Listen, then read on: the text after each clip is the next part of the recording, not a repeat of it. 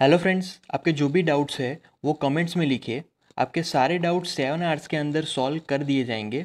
अगर आप इस वीडियो की नोट्स चाहते हो तो टेलीग्राम की लिंक नीचे डिस्क्रिप्शन से मिल जाएगी। नेक्स्ट क्वेश्चन में a conductor A with a cavity as shown in figure A is given a charge Q.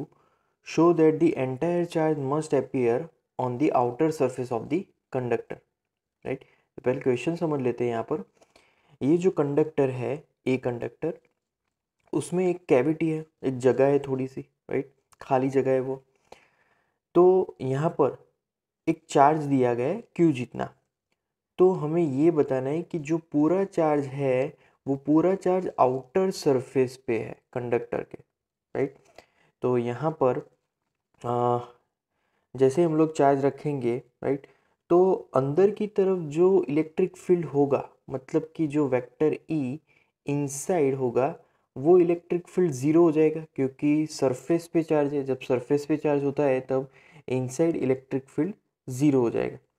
तो इसी वजह से जब हम लोग उसका इंटीग्रल पार्ट करेंगे with respect to area of that particular object, तो यहाँ पर closed integral of vector E dot vector D S, तो यहाँ पर ज़ीरो होगा, इलेक्ट्रिक फील्ड ज़ीरो है, राइट।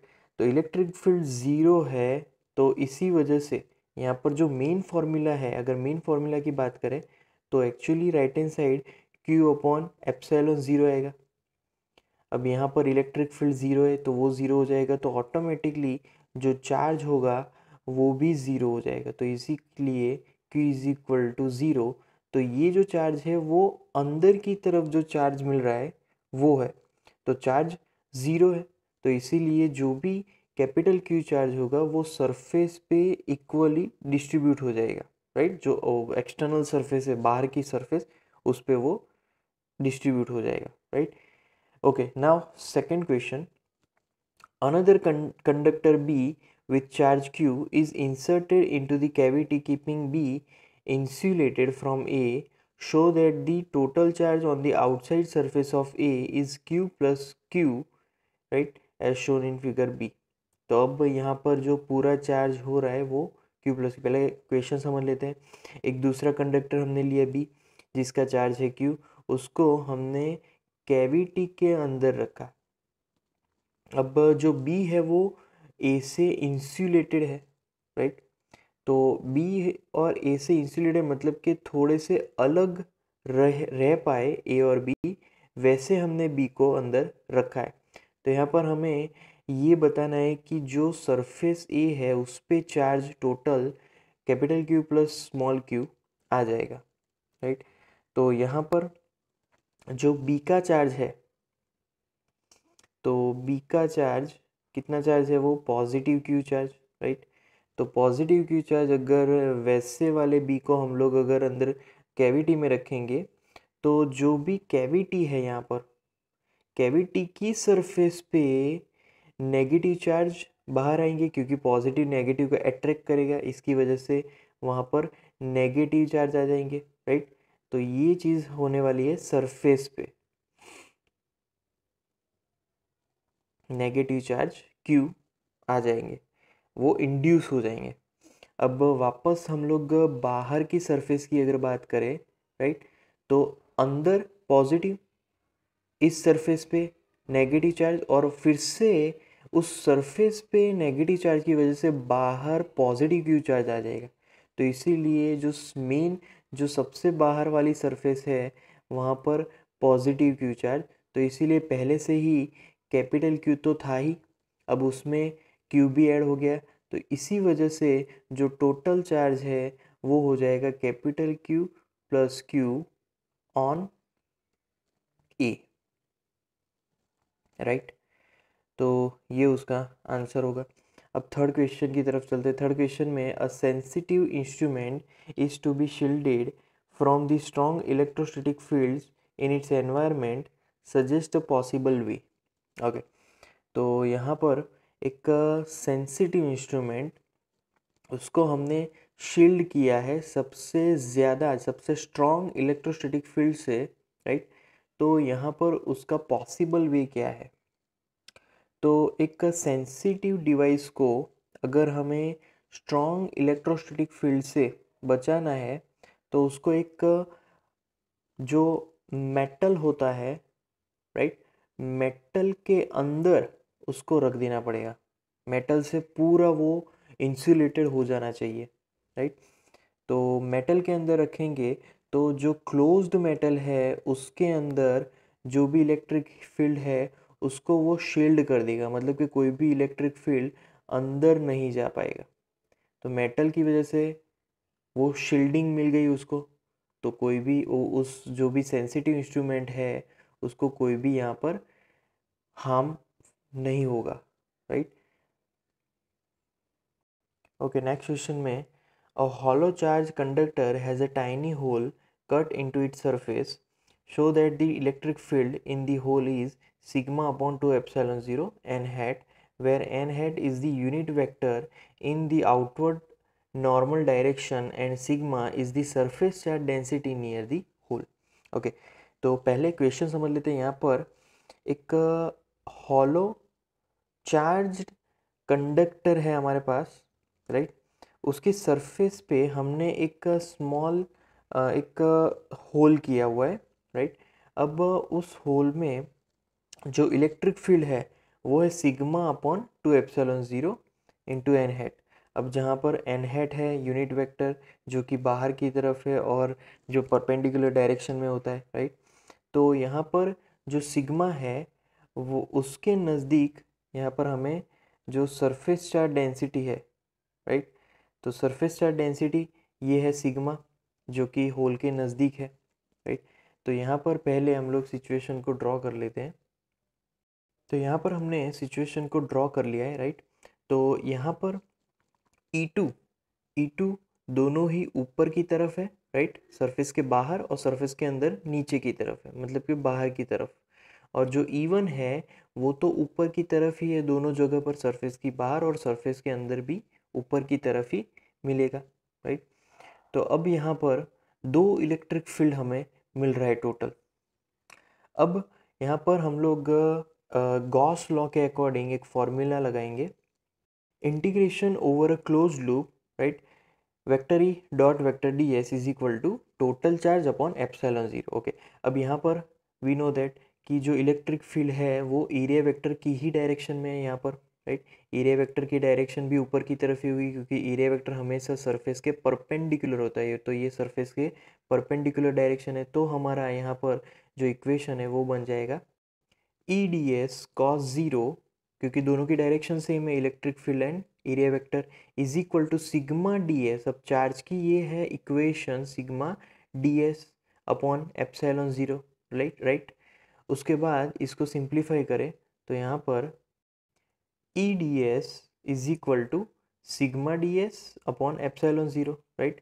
तो यहाँ पर एप्सिलॉन 0 आ जाएगा बाद में। अब यहाँ पर डी एस कैंसिल हो जाएगा, तो बाद में इक्वेशन हमारी मिलेगी वो होगी electric field E is equal to sigma upon epsilon 0, right. तो ये इलेक्ट्रिक फील्ड की फॉर्मूला मिली। इलेक्ट्रिक फील्ड वेक्टर क्वांटिटी है तो यहाँ पर भी यूनिट वेक्टर आएगा एन हैट, राइट। तो यहाँ पर जो भी इलेक्ट्रिक फील्ड है वो बाहर की तरफ है, जो भी सरफेस है उसके बाहर की तरफ, मतलब के ऊपर की तरफ है, राइट। तो यहाँ पर जो अंदर की तरफ जो इलेक्ट्रिक फील्ड है वो ज़ीरो होगा क्योंकि दोनों ही इलेक्ट्रिक फील्ड इक्वल है एंड ऑपोजिट है।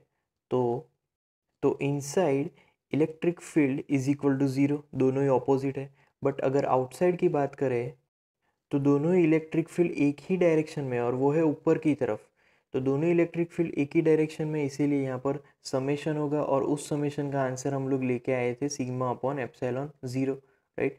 तो ये आउटसाइड मिलने वाला इलेक्ट्रिक फील्ड है। अब दोनों ही इलेक्ट्रिक फील्ड सेम वैल्यूज़ के हैं। अगर सेम वैल्यूज़ के हैं तो दोनों को ऐड करते हैं एक ही टर्म से, तो 2 इंटू E1 लिख सकते हैं, right. 2 into E1 is equal to sigma upon epsilon 0। अब E1 को अगर सब्जेक्ट बनाए तो E1 सब्जेक्ट तो 2 चला जाएगा राइट हैंड साइड, तो E1 is equal to sigma upon 2 epsilon 0, right. 2 चला जाएगा राइट हैंड साइड डिनोमिनेटर में। तो ये हमें E1 मिल रहा है। अब यहाँ पर जो भी होल है उसमें से मिलने वाला इलेक्ट्रिक फील्ड, तो ये हमने जो फाइंड किया वो, और उसको वेक्टर क्वांटिटी में लिखेंगे तो vector E is equal to sigma upon 2 epsilon 0 into n hat, और एन हैट एक यूनिट वेक्टर है जो कि डायरेक्शन को रिप्रेजेंट करता है, और वो डायरेक्शन है परपेंडिकुलर बाहर की तरफ की डायरेक्शन, मतलब कि जो भी सरफेस है उसके परपेंडिकुलर बाहर की तरफ की डायरेक्शन। ओके, नेक्स्ट क्वेश्चन है obtain the formula for the electric field due to a long thin wire of a uniform linear charge density E without using Gauss law।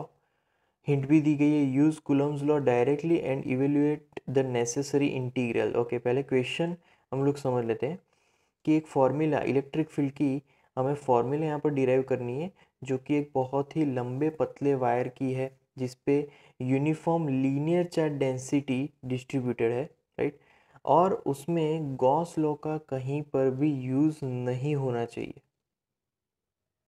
तो यहाँ पर डायग्राम बन गया है। यहाँ पर हमने एक लॉन्ग वायर को यहाँ पर एज्यूम कर लिया है, राइट, और लॉन्ग वायर पे हमने dx जितना एक स्मॉल एलिमेंट लिया। अब dx पे कुछ स्मॉल चार्ज भी होगा, राइट, क्योंकि लॉन्ग वायर पे जो चार्ज है वो यूनिफॉर्मली डिस्ट्रीब्यूटेड है, तो उस चार्ज की वजह से इस P पॉइंट पे मिलने वाला इलेक्ट्रिक फील्ड तो वो ऐसे स्लांटेड जाएगा ऊपर की तरफ, right.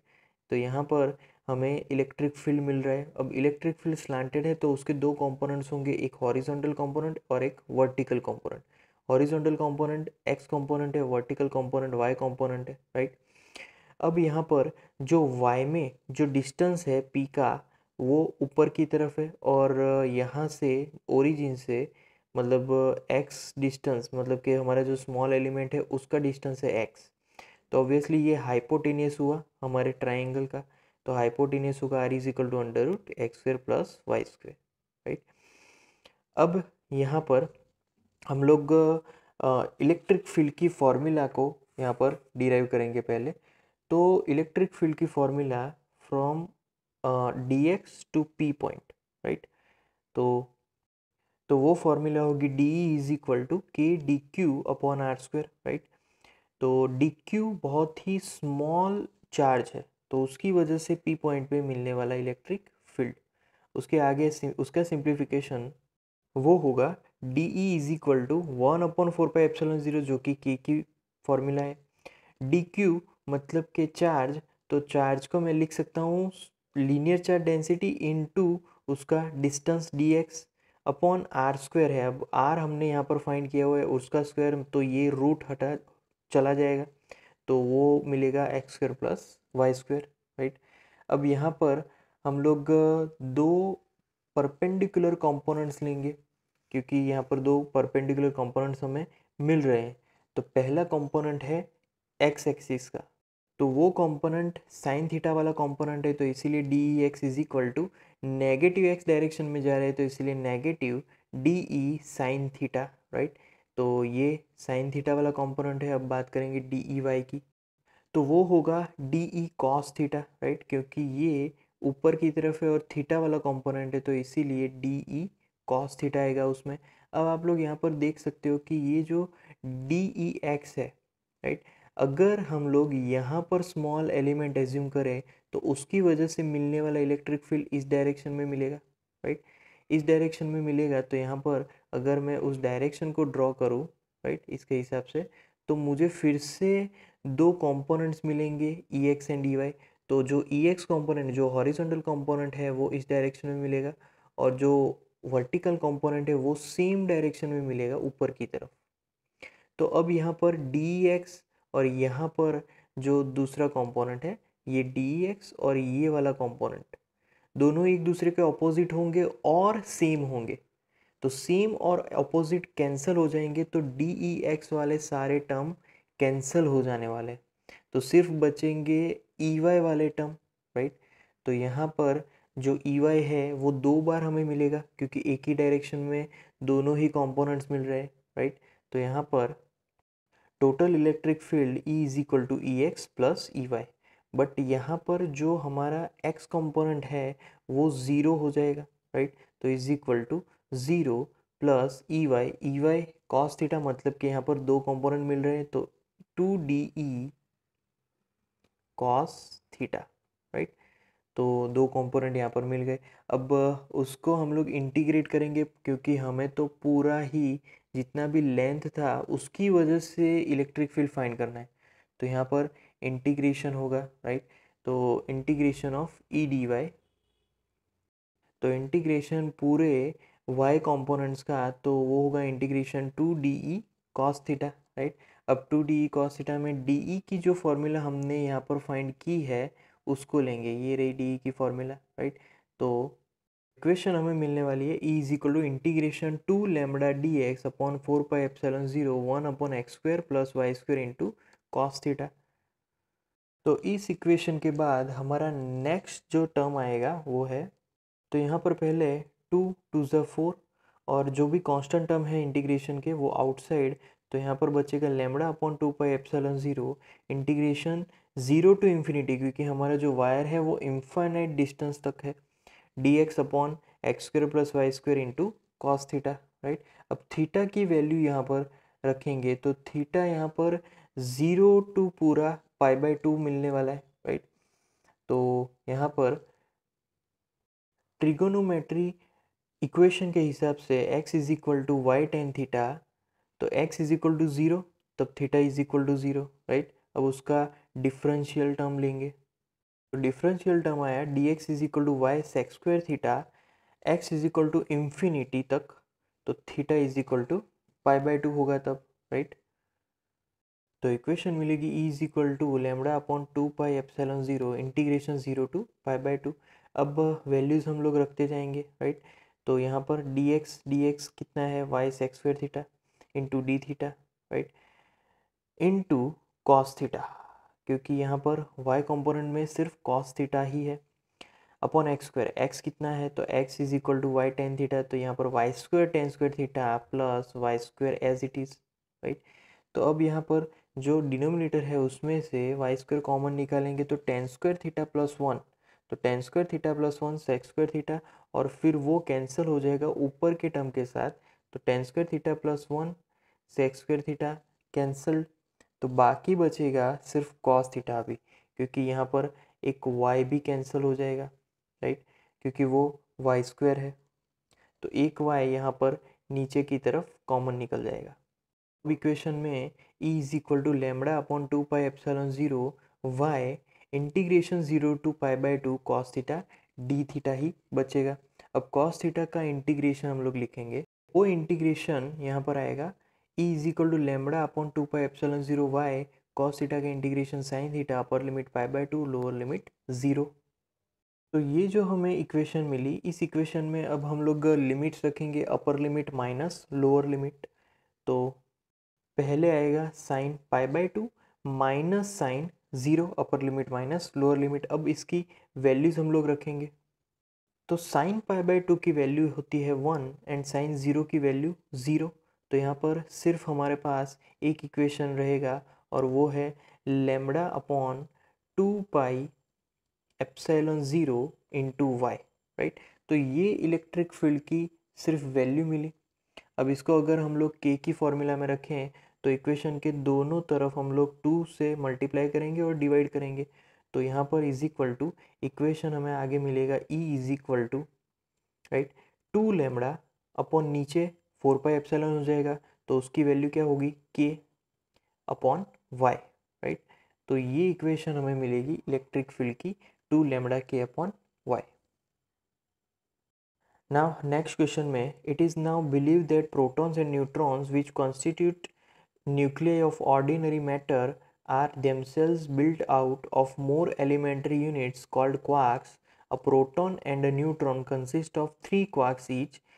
Two types of quarks, the so-called up quark of charge plus 2/3 electron and down quark denoted by d of charge minus 1/3 electron, together with electrons build up ordinary matter.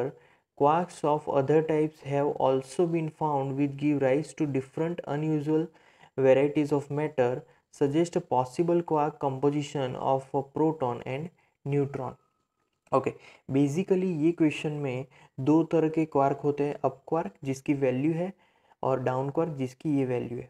अब उनके combination से हमें यहाँ पर proton और neutron का configuration बनाना है, right. तो दोनों की वैल्यू हमें समझ में आ गई। अब यहाँ पर प्रोटॉन पे कितना चार्ज होता है, तो प्रोटॉन पे एक इलेक्ट्रॉन, मतलब इलेक्ट्रॉन का पॉजिटिव वैल्यू जितना प्रोटॉन पे चार्ज होता है। और न्यूट्रॉन की अगर चार्ज की बात करें तो न्यूट्रॉन पे कोई भी चार्ज नहीं होता, वो चार्जलेस होता है, राइट। तो प्रोटॉन पे हम लोग यहाँ पर फाइंड आउट करेंगे कि कितने डाउन क्वार्क्स होते हैं और कितने अप क्वार्क्स होते हैं। तो प्रोटॉन पे मिलने वाला कुल charge QP, right, is equal to जितने भी अप क्वार्क्स है उतने, राइट। तो अप क्वार्क्स मान लीजिए कि x जितने हैं, तो x into up quarks plus down quarks है, मान लीजिए कि 3 से ही बनाना है हमें, राइट। तो 3 माइनस एक्स, क्योंकि जो भी बचेगा उसको 3 में से ही सब्ट्रैक्शन करना पड़ेगा, क्योंकि जो भी कॉन्फ़िगरेशन होगा वो टोटल उसकी जो नंबर्स है वो 3 में ही आनी चाहिए, 3 कॉन्फ़िगरेशन होने चाहिए। अब प्रोटॉन का चार्ज हम लोग जानते हैं, प्रोटॉन का चार्ज क्या होता है, E इज इक्वल टू, फिर अप का वैल्यू यहाँ पर दिया गया है +2/3, तो +2/3 E into x, plus down का वैल्यू, तो यहाँ पर प्लस की जगह मैं यहाँ पर माइनस लिख लेता हूँ, -1/3 3 माइनस एक्स, राइट। तो ये वैल्यू बचेगी और इंटू ई भी आएगा, क्योंकि इसकी वैल्यू -1/3 इंटू ई होती है, तो दोनों साथ में ही आने वाले। अब यहाँ पर इसको कैलकुलेट करेंगे तो -1/3 को अंदर ब्रैकेट में रखें, तो यहाँ पर न्यू इक्वेशन मिलेगी हमें, E is equal to 2/3 E into x, right, minus e, क्योंकि यहाँ पर 3 तो कैंसिल हो जाएगा, फिर minus minus plus 1/3 E into x, तो हमने यहाँ पर अंदर ब्रैकेट में रख दिए सारी वैल्यूज़। अब यहाँ पर 2/3 एंड 1/3 दोनों का अगर हम एडिशन करें तो दोनों के ही LC सेम है, तो ऊपर 2 + 1 3 हो जाएगा, तो 3/3 1 हो जाएगा। तो इसका सिंप्लीफिकेशन अब हमें मिलेगा E इज इक्वल टू 2/3 + 1/3, तो EX, right, minus E, right. अब राइट हैंड साइड वाले E को अगर लेफ्ट हैंड साइड ले जाए तो E + E हो जाएगा, तो वहाँ पर 2E हो जाएगा, तो 2E is equal to EX। अब ई कैंसिल, तो x इज इक्वल टू हमें 2 मिला, मतलब कि हमारे कॉन्फ़िगरेशन में 2 अप क्वार्क्स होंगे, राइट। अब सिंपली डाउन क्वार्क्स कितने हैं, 3 माइनस एक्स, तो डायरेक्ट 3 माइनस एक्स में x की वैल्यू रख देते हैं, तो 3 माइनस 2, राइट। तो 3 minus X is equal to 3 minus 2, तो यहाँ पर कितनी वैल्यू मिली, 1, मतलब कि डाउन क्वार्क्स की जो वैल्यू है वो है 1। तो जो प्रोटॉन का यहाँ पर कॉन्फ़िगरेशन मिलेगा वो मिलेगा प्रोटॉन U 2 अप क्वार्क्स और एक डाउन क्वार्क्स, मतलब कि UUD उसका कॉन्फ़िगरेशन है, राइट। अब आगे चलते हैं। वैसे ही हमें न्यूट्रॉन के लिए फाइंड करना है। मान लीजिए कि न्यूट्रॉन में जो अप क्वार्क्स है वो है UY जितने, राइट, मतलब कि नंबर ऑफ अप क्वार्क्स है U, राइट। और sorry, number of up quarks y जितने लेने पड़ेंगे, क्योंकि u को ही हम लोग अप क्वार्क्स बोलते हैं। और जो डाउन क्वार्क्स है, डाउन क्वार्क्स, तो वो होंगे 3 माइनस वाई, राइट। तो यहाँ पर गलती से मैंने n लिख लिया, बट यहाँ पर क्या होगा, u आएगा, राइट। तो वहाँ पर u कर देते हैं, u अप क्वार्क्स की जो नंबर है वो है y, और डाउन क्वार्क्स की नंबर है वो है 3 माइनस वाई। अब न्यूट्रॉन पर का जो टोटल चार्ज है वो तो ज़ीरो होगा, तो zero is equal to UY plus 3 minus Y into down, right.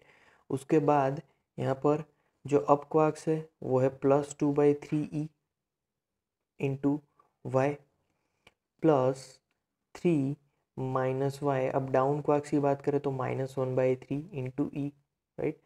तो अब यहाँ पर इसके आगे सिंप्लीफिकेशन आएगा +2/3 EY एज इट इज़, फिर 3 को अंदर मल्टीप्लाई करेंगे तो यहाँ पर आएगा -E अगेन, राइट, और माइनस माइनस बिकम प्लस, तो वहाँ पर EY/3, राइट।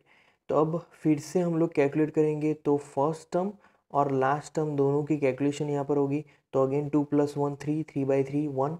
तो यहाँ पर इक्वेशन हमें मिलने वाली है वो है 0 = EY - E, राइट। अब E को लेफ्ट हैंड साइड ले जाएं तो वो प्लस हो जाएगा, तो EY = E। तो यहाँ पर E कैंसिल, तो Y = क्या मिलेगा, 1 मिलेगा, राइट। अब Y = 1 को यहाँ पर डाउन क्वार्क्स फाइंड करने के लिए लगा दें तो डाउन क्वार्क वहाँ पर मिलेगा D = 3 - 1, राइट। तो 3 - 1 वो हमें मिलेगा 2। तो डाउन क्वार्क की जो यहाँ पर नंबर्स है वो हमें 2 मिला। तो न्यूट्रॉन का कॉन्फ़िगरेशन, राइट, न्यूट्रॉन का कॉन्फ़िगरेशन मैं यहाँ पर इस बॉक्स में लिखने वाला हूँ और वो है U, एक अप क्वार्क्स जो कि हमने यहाँ पर फाइंड किया था, एक अप क्वार्क्स, और दूसरा डाउन क्वार्क्स। दूसरे दोनों ही डाउन क्वार्क्स मिलेंगे क्योंकि 2 डाउन क्वार्क्स है और अप क्वार्क सिर्फ एक ही है। फिर नेक्स्ट क्वेश्चन में, consider an arbitrary electrostatic field configuration. A small test charge is placed at a null point, is for example where E = 0 of the configuration. Show that the equilibrium of the test charge is necessarily unstable. Verify this result for the simple configuration of two charges of the same magnitude and sign placed a certain distance apart. तो पहले question समझ लेते हैं कि एक यहाँ पर arbitrarily electrostatic field configuration रखा हुआ है, राइट, वो हमें सोचना है। अब इस कॉन्फ़िगरेशन का जो एक नल पॉइंट है, राइट, जहाँ पर इलेक्ट्रिक फील्ड ज़ीरो होता है, तो वहाँ पर एक हमने टेस्ट चार्ज रखा है और उस टेस्ट चार्ज को हमने इलेक्ट्रिक फील्ड जहाँ पर ज़ीरो है वहाँ पर ही रख दिया है। तो जो चार्ज है उसकी जो इक्विलिब्रियम, राइट, जो चार्ज है उसकी इक्विलिब्रियम जो है वो यहाँ पर अनस्टेबल है। तो ये हमें प्रूव करना है, राइट। तो मान लीजिए कि हमने जो एज्यूम किया है उससे टोटली ऑपोजिट एज्यूम करें। मान लीजिए कि हमने जो भी टेस्ट चार्ज है Q, जितने टेस्ट चार्ज को हमने उसको एक नल पॉइंट पे रखा है, Q को नल पॉइंट पे रखा है, राइट। तो मान लीजिए कि इक्विलिब्रियम पोजीशन में उस पर जितने भी फोर्स लग रहे हैं तो उसमें वहाँ पर जितने भी फोर्स लग रहे हैं, बट जो टेस्ट चार्ज है उसको हम लोग ज़रा सा अगर उसको हिला ले, उसको वहाँ से मूव करें, राइट, तो वहाँ पर जो टेस्ट चार्ज है वो फिर से जो नल पॉइंट है उसकी तरफ जाना चाहेगा। मान लीजिए कि यहाँ पर हमने टेस्ट चार्ज को रखा और सभी जगह पे फोर्स लग रहा है, राइट। अब इस नल पॉइंट को मैं राइट हैंड साइड मूव करवाता हूँ तो ये जितने भी फोर्स है वो उसको फिर से उसी पॉइंट पे लाना चाहेंगे, उसी पॉइंट पे फोर्स लगाएंगे, राइट। तो जो रिप्रेजेंट करता है कि जो भी हमारा नल पॉइंट है, नल पॉइंट की जो अराउंड जितनी भी क्लोज सरफेस है उसमें से जो भी रिजल्टेंट फ्लक्स है वो अंदर, मतलब कि ये जो नल पॉइंट है उसी की तरफ होते हैं, राइट।